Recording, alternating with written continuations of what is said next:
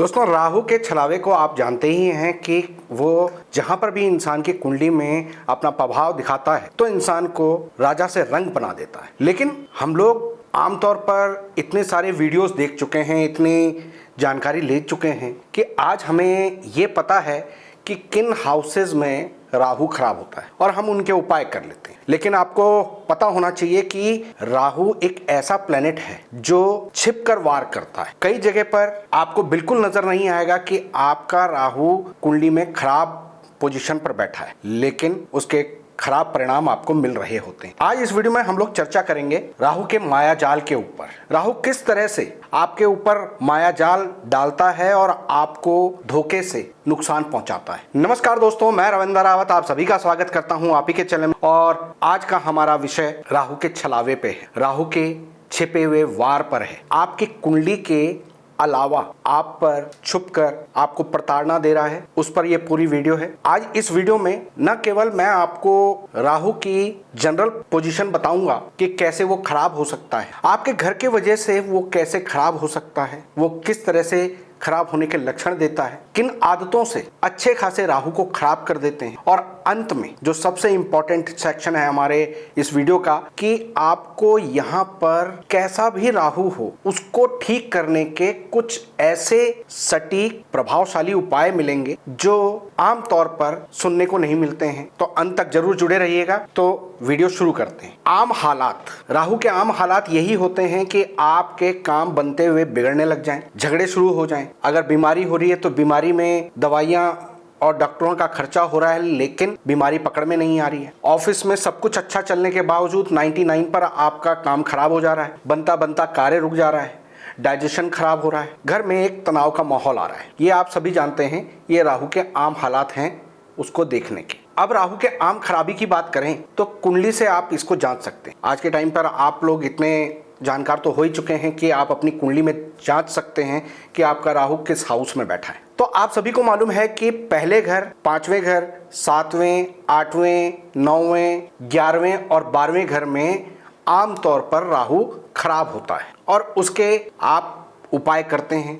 Internet पे बहुत सारे उपाय अवेलेबल हैं, तो वहां से आप कर सकते हैं। लेकिन इस वीडियो में आपको कुछ अलग मिलने वाला है। अब अगला हमारा पॉइंट आता है कि राहु छिपकर चोट कैसे मारता है। कई बार ऐसी स्थिति होती है कि कुंडली में राहु हमने ठीक रखा, उपाय के जरिए ठीक कर लिया, फिर भी राहु की खराबी आती है। तो राहु जब भी अपनी खराबी देता है तो वो शनि के खराब होने पर और केतु के खराब होने पर राहु अपनी खराबी देता है। यानी आपकी कुंडली में आपका केतु खराब हुआ तो उससे आपका राहु खराब होगा। शनि को अपना कोई भी दंड देना है तो राहु के जरिए देगा। लेकिन अगर कुंडली के छठे घर में बृहस्पति बैठा हो तो आपका राहु खराब है। अगर कुंडली के 11वें घर में बृहस्पति बैठा हो तो राहु खराब है। कुंडली में अगर बुध खराब है तो वो राहु के जरिए अपनी खराबी दिखाता है। कुंडली में बुध और मंगल कहीं पर भी इकट्ठे बैठे हैं तो ऐसे में राहु एक्टिवेट हो जाता है और सूर्य शनि के झगड़े में हमेशा शुक्र पिटता है और राहु एक्टिव हो जाता है। तो ये वो छिपे हुए कारण हैं, वो छिपे हुए राज हैं जो आपको कुंडली में जो भी राहु की पोजीशन है उसमें जरूर चेक कर लेना चाहिए।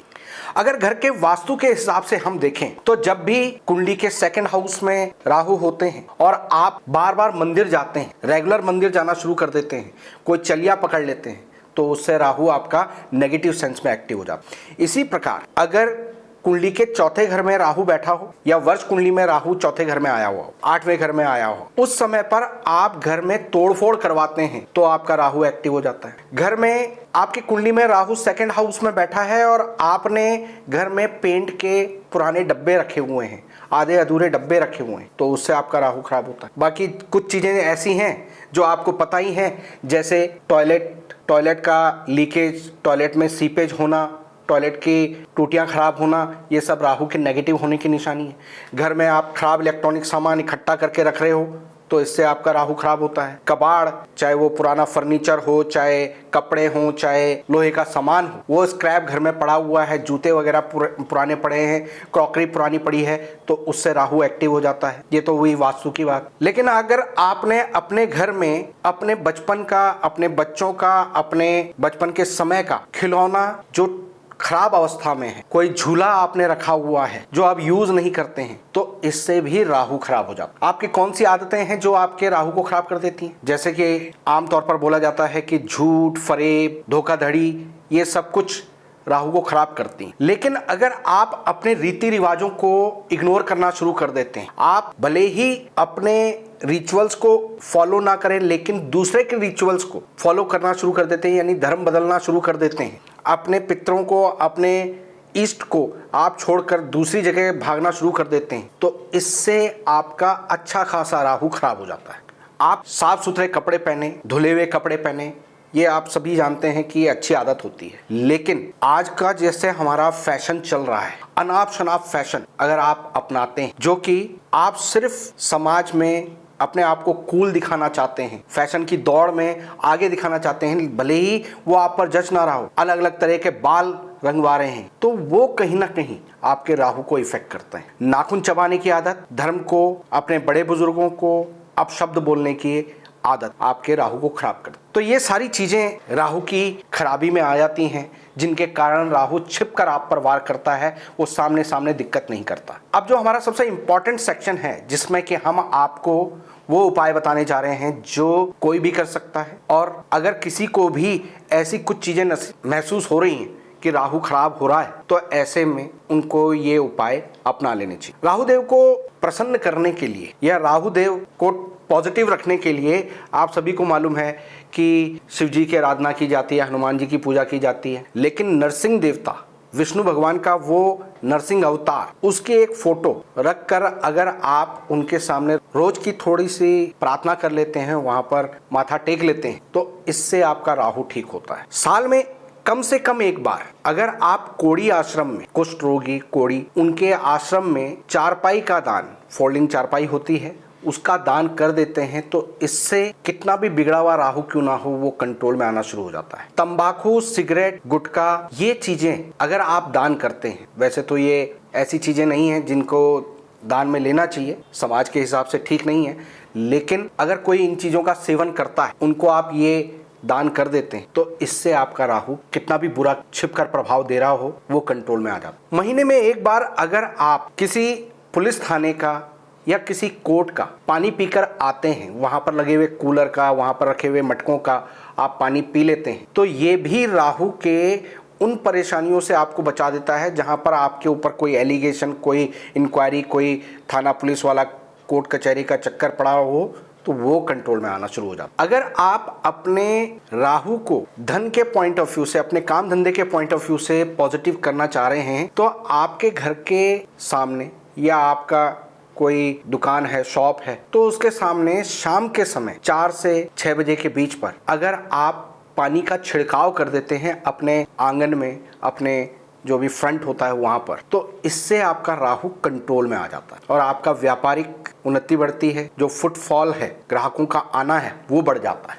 दोस्तों, राहु का एक बहुत सटीक और बहुत जबरदस्त उपाय है कि जो कान से कम सुनते हैं या जो कान से नहीं सुन पाते, बहरे लोग होते हैं, उनका जो स्कूल होता है, वहां पर आप अपनी तरफ से डोनेट करें। आपकी जितनी क्षमता हो उस हिसाब से आप डोनेट कर सकते हैं।